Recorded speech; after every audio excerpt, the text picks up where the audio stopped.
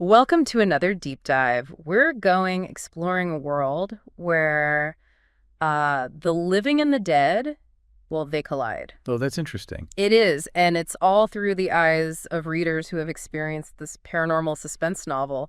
It's called Soul Search, a ZACKIE story of supernatural suspense. Okay. We've got a whole stack of Amazon reviews. Oh, wow. And it seems like this book, it's a real page-turner. So we're looking at what people think about it, not the book itself. Yeah, exactly. Interesting. It's kind of cool though, right? Because it's like we get to piece together a story's impact just from what people are saying about it. Like Yeah. we're kind of like tapping into this collective consciousness of readers. Right. Each one adding their own perspective to the bigger picture. Yeah, that's fascinating. So what have we learned about Soul Search so far? Well, we've learned that the main character is this young woman, Fia, and she can see ghosts. Oh, wow. Yeah. And some of the reviewers, they call it a gift, but it's obviously one that makes her feel very isolated. Because like T-Bird mentioned that, these unwanted spectral encounters that she has, Yeah.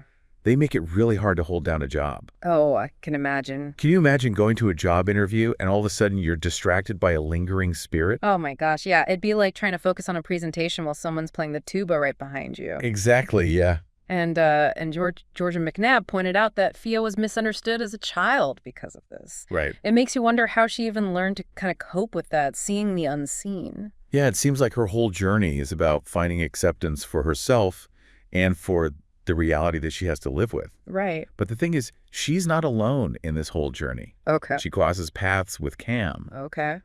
and he's a search and rescue handler. Now, for those who don't know search and rescue or SAR, what exactly does that involve? Well, it involves trained professionals, and they often have canine companions, and they go and they locate and rescue people who are lost or injured, often in the wilderness. So he's used to dealing with like high pressure situations and navigating like dangerous terrain. Exactly. Wow. But what's really intriguing is his connection to the paranormal world through his dog, ZACKIE. Ah, Zackie. Now, I love dogs. This is where it gets really interesting. Okay. Reviewers are very clear that Zackie is not just any dog. She's a psychopomp. A what? A psychopomp. Mm. It's an immortal being that guides spirits to the afterlife. Okay. That's pretty amazing. I mean, I love my dog, but I never thought of him as an eternal soul guide. Right. So this raises the question, though, why would an immortal being choose to be a dog? What is it about that connection with humans that can even transcend lifetimes? It's a beautiful thought. It Mhm. speaks to that deep bond we have with animals, that loyalty and companionship that can exist beyond words. Absolutely. And I noticed a lot of reviewers, they compared Soul Search to movies like The Sixth Sense, Ghost Whisperer, but with its own unique twist. Yeah. And it seems like Raina Favis, the author, she's drawing on those familiar themes that we love, confronting mortality, dealing with loss, finding redemption. Right. But what sets Soul Search apart is this element of wonder and possibility that's injected by Zackie. Okay. And speaking of Raina, she's not just relying on these paranormal elements to kind of drive the story forward. Okay. Misty M and LS Dreams mentioned that she weaves in real-life search and rescue procedures and historical events Oh, wow. into the narrative. So it makes the story feel more believable. More grounded, yeah. It's that blend of like reality and fantasy that makes it so interesting. Yeah, you've got these fantastical elements, ghosts, an immortal dog, Right. but they're existing in the context of our world, of our history. That's a great way to put it. It's like she's saying, yes, the impossible, it might be possible, it's happening all around you. Yeah. And that makes you wonder, like, if you could see ghosts, how would that change how you view the world around you? That's such a great question. Yeah. Would you embrace the unseen, or would you be terrified? Yeah. That's a question that Fia grapples with throughout the entire story. Right. But before we dive into Fia's character and her relationships with Cam and Zackie, let's take a look at some other reviewers and their reactions. Because it seems like Soul Search is so much more than just a ghost story. It's about human connection, about facing your fears, and it's about that bond between humans and animals. Absolutely. It seems like Fia's character really resonated with readers. Yeah. Some reviewers like Kindle Customer and Annie Bell Girl, they highlighted her strength and determination, but also like how vulnerable she is. Yeah, she's not some like fearless ghostbuster, Right. Michael Stephen Daigle even described her as having this corpse-like hand. Oh, wow. Yeah, a constant reminder of some past trauma. So she's carrying all this weight physically or emotionally while trying to, navigate a world that most people can't even see. It makes her so much more relatable. Yeah, She's flawed, she makes mistakes, but she keeps going. I like that. You really get that sense of an underdog story. Yeah. And then we have Cam, who seems to be like a stark contrast to all of Fia's anxieties. Oh. Some reviewers described him as crusty and exasperated, almost like he's seen it all and he's a bit world-weary. But wouldn't you be a little crusty if you spent your days dealing with lost souls and the occasional malevolent spirit? It's true. It's like maybe that wry humor, it's kind of like a coping mechanism. Oh, yeah. A way of dealing with the extraordinary, yep, another ghost, just another Tuesday. Yeah, maybe it's like a shield protecting him from the emotional weight of the paranormal. That's a good point. And it was interesting that T. Jennings pointed out that Cam is gay, Oh. adding another layer of representation to the story. I like that. Yeah. Yeah, it's refreshing to see these diverse characters Right. in a genre that often relies on these stereotypes. And speaking of diverse characters, we can't forget about Lucas. Oh, right, Lucas. Fia's love interest. Yeah. Michael Stephen Daigle described him as a TV producer of ghost hunting shows. Interesting. Someone who sees the paranormal world as a source of profit. That's a clever juxtaposition. Yeah. You've got Fia, who's burdened by her gift, Cam, who's kind of accepting it with that dry humor, and then Lucas, who's exploiting it. Right, for entertainment. It really highlights all the different ways people react to the unknown. It's true. Some are drawn to it out of fear, some out of curiosity, and some just want to, capitalize on it. Right. And it seems like Soul Search really explores those motivations Yeah. through these characters. Through these characters. But it's not just the human characters that are complex and multi-layered. Okay. ZACKIE, the immortal psychopomp, Right. she also has this depth that goes beyond just guiding souls. Okay. Remember how Lonnie the Great Northern Troll Moore mentioned that ZACKIE's loyalties lie with the dead? Yeah. It makes you wonder, have all those centuries of battling evil spirits, have they shaped her perspective? Maybe even hardened her a little bit.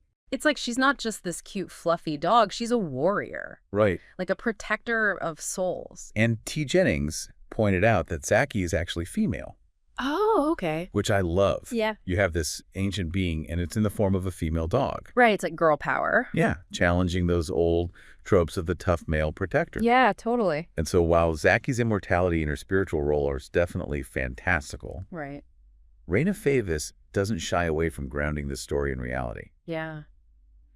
North Flyover actually praised her for the meticulous detail that she put in to describing the search and rescue work and the dog handling. Oh, wow. It really adds a layer of authenticity to the story. You can tell she knows that world. Right. And Ella Streams and Misty M, they specifically mentioned the way she incorporates those historical events and locations into the narrative. So it's like she's weaving together these threads of history and the supernatural to create something that's both familiar and unsettling. Carols even pointed out that some of the scenarios in this book are based on real historical incidents. Oh, wow. Imagine if you were familiar with the local history. Yeah. Would those scenes feel even more chilling, knowing they have roots in reality? Oh, for sure. It'd be like one of those ghost stories that's always scarier. Right. When you know that it's based on something real. Exactly. And speaking of scary, Yeah. some reviewers, Gregory Bullock specifically, compared Soul Search to Poltergeist, Oh, really? hinting at some seriously scary encounters Okay. with these malevolent spirits. So these aren't just friendly ghosts looking for closure? No, these are darker forces, Okay. entities that are actively trying to harm the living Oh, and prevent souls from finding peace. that's intense. And remember Wendy H's comment about this powerful negative force that's holding 5 souls hostage. Yeah.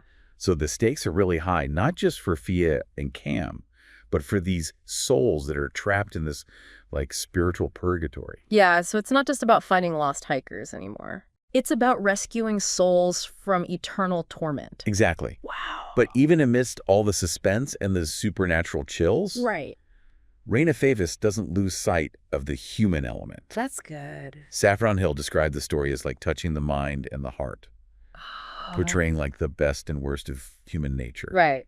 And T. Jennings specifically mentioned the humor Okay. that's woven into the story, even in those sad and touching moments. It's a reminder that Even in the darkest times, there's always room for laughter, Yeah. for finding those moments of lightness and connection. Absolutely. It speaks to that resilience of the human spirit, your Exactly. ability to find hope even when we're faced with fear. And that's a powerful message, especially when you're dealing with themes of death and the afterlife. Right. It's not all doom and gloom. There's beauty and humor to be found, even in those dark corners of existence. Right. But remember, Jan Fowler and S.R. Heaver's comments about approaching this story with an open mind. It seems like Soul Search really challenges how we perceive reality, asking us to consider what we believe is even possible. It's like it's holding up a mirror to our own fears and beliefs. Right. Asking us, what if the impossible were true? How would you react? And that's a question that kind of stays with you long after you finish that last page. Yeah. But before we jump into those deeper questions and explore the ending of Soul Search, there's one more thing Okay. that several reviewers mentioned. Yeah. The multiple subplots and those unexpected twists Ooh, interesting. that keep you guessing all the way to the very end. So it seems like Soul Search isn't just like a straight shot from the beginning to the end. Yeah. Reviewers like Galvin Clan, they raved about all these multiple subplots Oh, wow. that are woven through the whole main narrative. Really a literary tapestry or something with all Yeah. these different threads intertwining Exactly. to create a richer, more intricate picture. Right, and Uniglim specifically mentioned all those plot twists. Oh, I love a good plot twist. Yeah, it makes you wonder if you can even get comfortable in this world, or if there's always another surprise waiting around the corner. Ooh, I like that. It speaks to the author's skill in crafting a story that keeps you engaged, and you never know what's going to happen next. Totally. And remember, Sewer Lab Guy's comparison to The Green Mile? Yeah. Several reviewers actually hinted that the villain in Soul Search, they get what they deserve Okay. in a way that's both satisfying, but also maybe a little unsettling.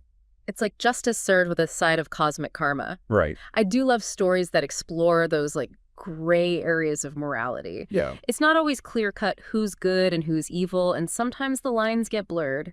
Wendy H. even mentioned this powerful negative force Oh, right. that's holding 5 souls hostage. Yeah. So it takes the story beyond these individual ghosts and into this realm of larger, more sinister forces. So it adds a layer of urgency to the story then. Right. It's not just about helping lost souls find peace. It's about battling something really, truly malevolent.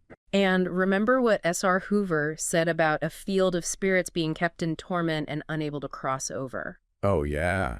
That's a chilling thought. Yeah, the idea that these souls are just trapped in a state of perpetual suffering. It's it makes you wonder about the nature of evil. Right. What kind of entity would be capable of inflicting that kind of torment on others? Exactly. And Dee Dee even mentioned the concept of evil trying to keep others from their eternal rest. It's like this force is actively working against the natural order, Yeah. preventing those souls from moving on. Right. And this is where Zackie's role as the psychopomp becomes even more crucial. Oh, okay. Remember that reviewers described her as an ancient force, Yeah. this being who has guided souls to the afterlife for centuries. She's seen it all. She's seen it all, battled countless evils, and she's still fighting for those who need her help. Makes you wonder if she ever gets tired. Right. If she ever questions her purpose. I mean, immortality comes at a heavy price. Especially when you're constantly facing down darkness. But maybe that's why she chose to be a dog. Maybe, maybe there's something about that pure, unconditional love Yeah. that sustains her, that reminds her of the good in the world, That makes sense. even when she's surrounded by so much suffering. And Reader Rose referred to Zackie as this crossover to the other side, Oh, that's nice. a symbol of hope and transition. Yeah. It's a reminder that even in death, there's this possibility for peace, for moving on to something new.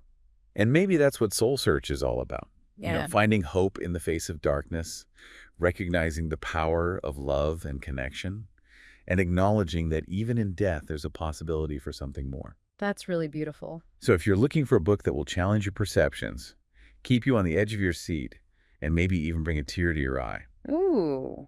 Soul Search, a Zackie story of supernatural suspense, might be just the thing for you. It sounds like it. It's a story that explores the mysteries of life and death, those bonds that connect us, and the battles we fight, both within ourselves and against the forces that try to hold us back. Well, thanks for joining us on this deep dive. Yeah, thanks for listening. We hope you enjoyed exploring the world of Soul Search. Through the eyes of its readers. And who knows, maybe you'll be inspired to pick up the book yourself and embark on your own journey into the realm of the paranormal.